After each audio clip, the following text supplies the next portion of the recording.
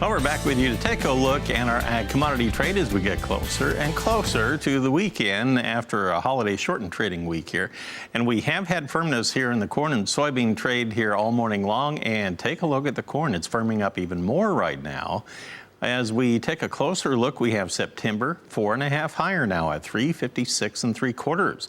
Well, that's only one tick from our high of the day. And December now 4 3/4 higher at 369 1/4. That's within 2 ticks of its high of the day as well. Let's take a look at that soybean trade. That's got a lot of attention today as it had a sharp rally not long after the open this morning. It's been building on it. We have the August soybeans now trading 27.5 cents higher at 866 3/4. It has actually backed off of its earlier high by about a nickel right now. And we have the November contract, the new crop soybeans, now trading at 883 3/4. That would be up 28 cents on the day as it stands right now. This one also has come off of its earlier high by about a nickel. Now let's take a look at the, if we could, the soy meal trade and see what it is doing. Sometimes that can drive the soybean market or the other way around. Right now, the August soy meal up $8. Yes, $8 higher at $334.40 per ton. On the wheat trade, now the wheat has not been able to participate in this today. We have Chicago wheat. It has been fairly flat. It's firmed up 2 cents now at 507.5 on September. And Kansas City has been on both sides of unchanged. We currently have September now 3.5 higher at 506 3/4. Let's go to the trading floor in Chicago, find out what's going on there. We have Scott Gecas standing by. He's with Longleaf Trading. He joins us right now. Hey, Scott, how are you? I'm good. How are you guys? We're doing fine. I appreciate that. A little different atmosphere there on the trading floor today, the way it sounds. Oh, yeah, it's pretty slow, even with all the news that have come out today. You know, just to give you an idea how slow it really is, with the unemployment number coming out, the bonds didn't even trade 1 million contracts before 9:30, 10 o'clock. That's very significant, especially after that good jobs number. So, you know, the volume's just not there. Everyone's, you know, going into the weekend already. Not many people here on the trading floor. As far as the grains are going, though, the big news that we were watching today were the export numbers. Soybeans blew it out of the water. They had better than expected export numbers. Corn was a little bit light. Wheat was just right in the mid-range. So the thing that really is sparking our attention at Longleaf is with the soybean market, even with all these trade war talks, the tariffs, you know, China's going to have to buy U.S. soybeans going into the fourth quarter. That's when South American crops, you know, tend to tighten. Supply concerns tend to be there. So they're going to have to buy about 10 million tons of soybeans within the fourth quarter.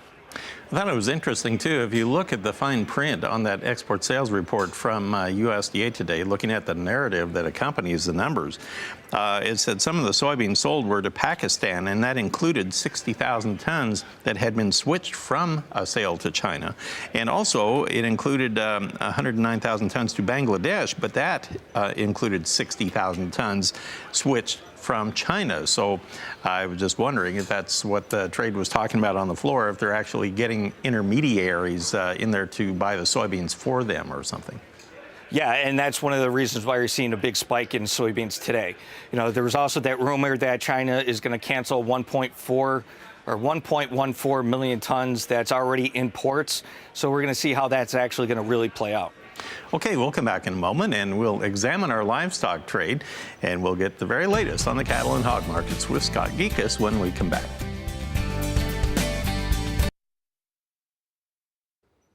And we're back with you to take a look at our livestock segment here today. We had some beef and pork exports that came out this morning as well, and they were not as strong as what we saw on the beef side. They were actually down from what we had seen last week. On the beef exports, we had a total of 12,900 tons.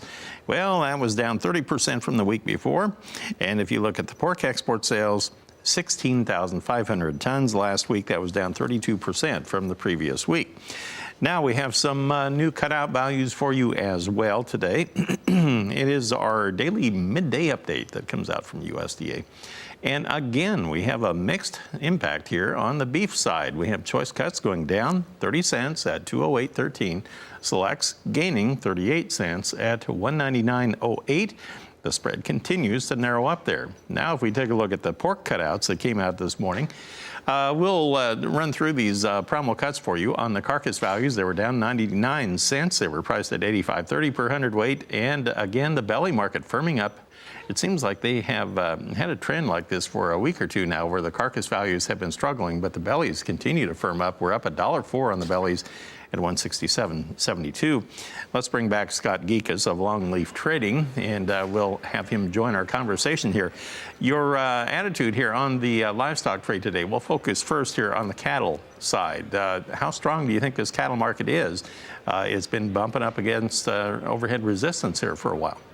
Yeah, and we're watching that 108 level very closely. We still have that gap to fill all the way up to 110. You're still running into supply concerns. That seasonal demand going into the heart of summer, it's just not there. It's not showing up. As you said earlier, you know, the exports were down 30% just versus last week. So that's just confirming the supply concerns. Same thing on the pork side. That number last Friday on the pork was absolutely terrible. Since 1964, biggest supply. The frozen pork supply right now, it's up 6% versus last year. Just another confirmation that they're going to be running into supply concerns. You know, on the hog side, what you're seeing today is a divergence between the July and the August. July's starting to come off, where August is starting to stay hold firm. So we expect that to continue for the later part of next week.